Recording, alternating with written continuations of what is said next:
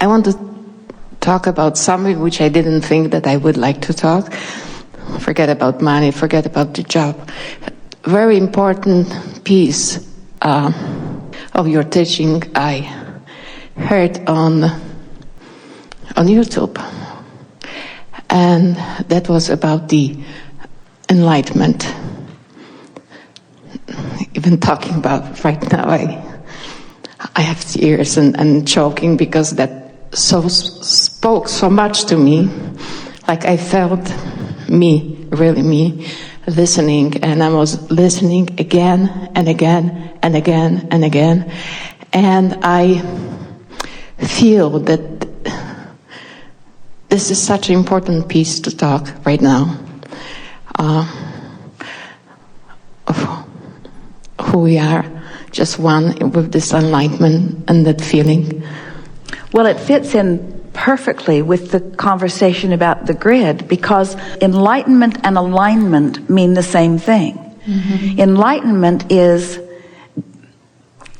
being of a vibrational nature in any moment in time that allows the fullness of who you are to be realized by you. Mm-hmm. So when you're focused in a way that allows your alignment with who you are, then clarity and stability and sureness and certainty are what you experience or feel. And that's what the feeling of enlightenment is. Before you came into this physical body, you were consciousness. And even after you come into this physical body, you still are non-physical consciousness. So what true enlightenment is you in your body tuned to such a frequency that the whole of who you are is allowed by you in this moment in time, allowed to be recognized by you. Yeah. You see, we don't need you to do something for our enlightenment because we are already in that vibration. But your sifting and sorting and asking for more allows us to take the specifics of what you've asked for in a non-resisted way to that new place. But it can't manifest into the meaningful way that you want it until you achieve the enlightenment, until you achieve the vibrational frequency upgrade, until you allow yourself to be of the same frequency. So when you see something like that clip on YouTube and you watch it over and over and over and over, what happens is you allow the frequency of that presentation to tune your frequency into something that matches it. And when that happens, then what you hear is really meaningful because you get it on all levels, you see. And that's really what grid work is. Doing the grid work is doing anything that you can think of that causes you to distract yourself from thoughts that are introducing resistance. Right. The best way of explaining enlightenment is hold a cork under the water. That's not enlightenment in this example. That's negative emotion, that's worrying about stuff, that's trying to take action too soon. That's focusing on unwanted things. That's noticing the lack of what is wanted. That's feeling negative about self. That's feeling negative about others. That's feeling overwhelmed. In other words, holding the cork under the water is the opposite of enlightenment. Let go of the cork. The cork will naturally rise. Well, as it naturally rises, that's enlightenment. Up there on the surface of the water in this analogy is enlightenment. So the point of this analogy is, unless you're holding it down, it will rise. So enlightenment is the most natural experience. Let it go. Let go of what holds you down, and enlightenment must be. Mm-hmm. Must be. You don't have to work for enlightenment, but you must focus around the things that bother you in order to allow the enlightenment. Bother you in order to allow. There is something I'd like to ask you. Coming from Poland, from the set of not so perfect parents and the darkness in many ways than one, coming to this country 20-some years ago, not consciously, I didn't know that I created it till I created it. And I'm thinking, gosh, I had to jump continents, countries, is just simply for the expansion of who I am, of the expansion of this universe, because my choice coming to that environment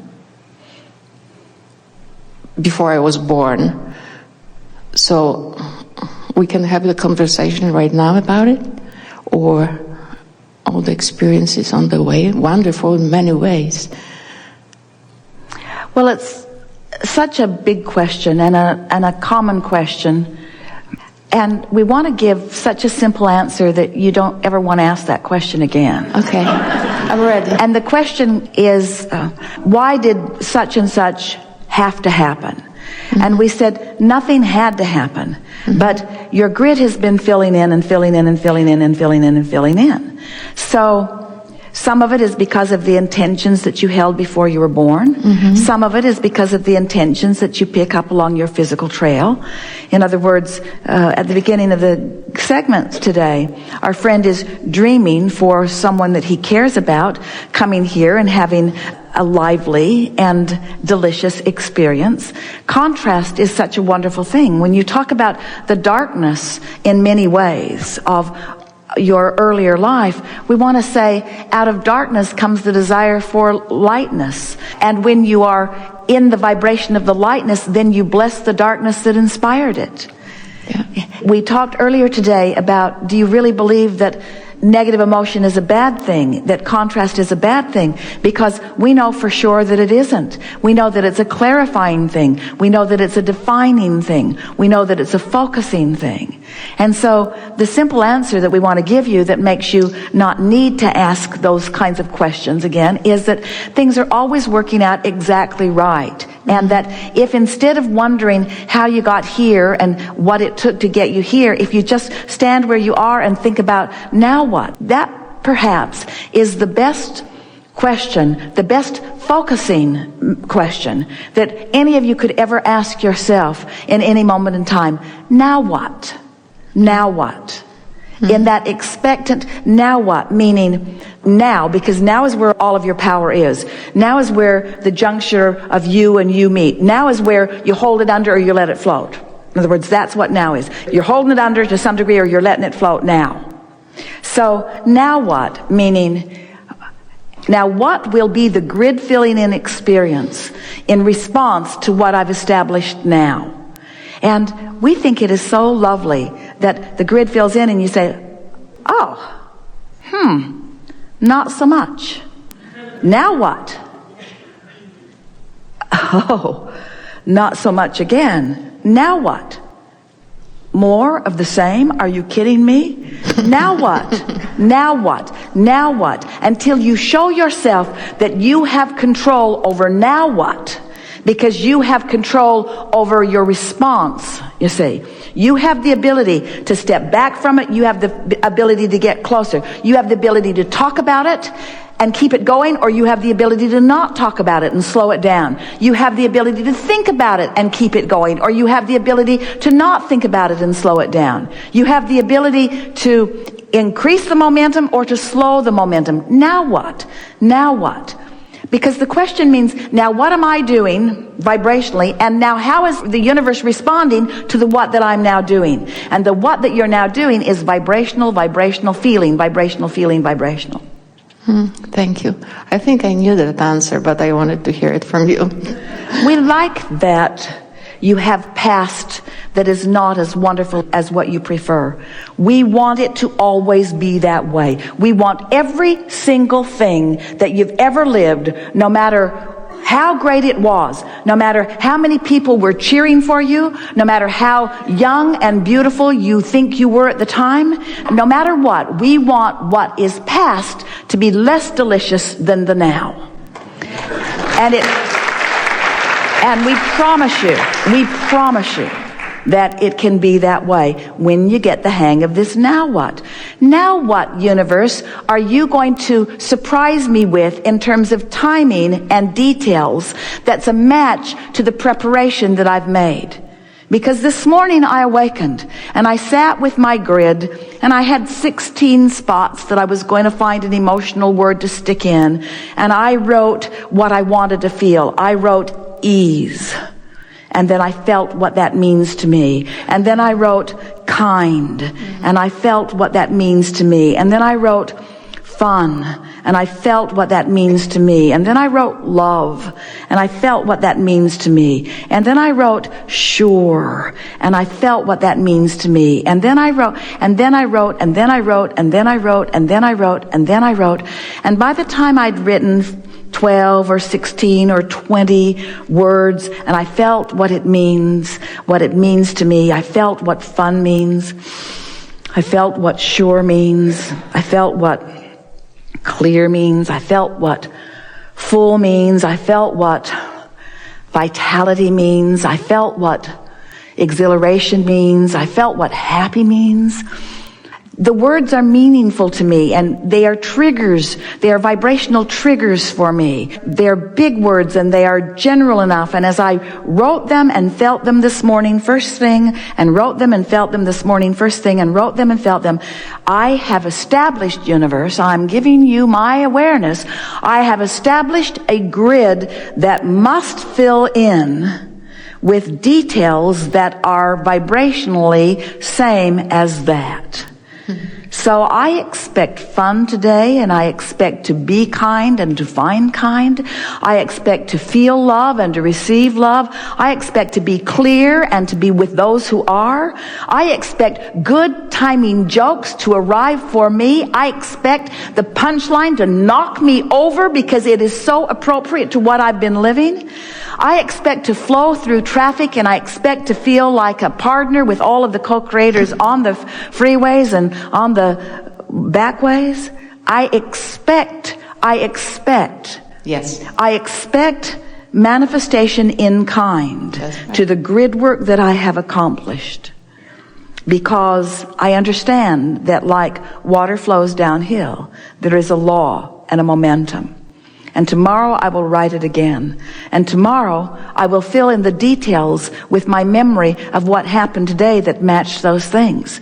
I will use every excuse in the world to shore up my vibration of love, my vibration of fun, my vibration of kind, my vibration of well-being, my vibration. I will shore up those vibrations, meaning I will make them active within me, because I have the ability to focus in this enlightened way on thoughts that are meaningful to me. I will create a vibrational grid, and I will take notice with every detail, every specific detail that will flow into my experience today. And I will be going, yes, yes, yes, yes, yes, as I watch the universe support me in its awareness of me, in its love of me, as I revel in the goodness of me, of the rightness of me, of the good timing of me, of the perfect timing of me, of the well-being of me. I'm going to revel in the evidence of all of that goodness coming to me, coming to me, coming to me, coming to me. And like our friend, I'm going to move through life radiating this signal that makes people see me. They don't know why they're seeing me. What's going on with that guy? I want some of that. I don't even know what it is, but I want some of that. I want some of that, you see. And then, the rendezvous with the thoughts and ideas, the rendezvous with the producers and directors, the rendezvous with the people who have the money and the others who have the ideas, the rendezvous with the life partners, the rendezvous with everything that is necessary. The rendezvous will flow, not at the wrong time, at the right time, not at an awkward time, at a perfect time, not at a time when you don't have time to comprehend it and receive it fully, but a time when you do have time to take it in fully. In other words, you have a universe that is catering to you. You have a concierge in the sky that knows who you are and what you want and where everything that you want is and where you stand in relationship to everything you want. You have those who know with precision what the next logical step for you is and who will guide you to the thought that will allow it, you see. It's like Esther looking for something that she can't find, and then all of a sudden she thinks of something else that she wants, that she knows where it is, and when she goes to get that, what she's looking for is right next to that. Now, how do you figure that out? You gotta know somebody knew where it was and knew what was the logical way to lead you to it, you see.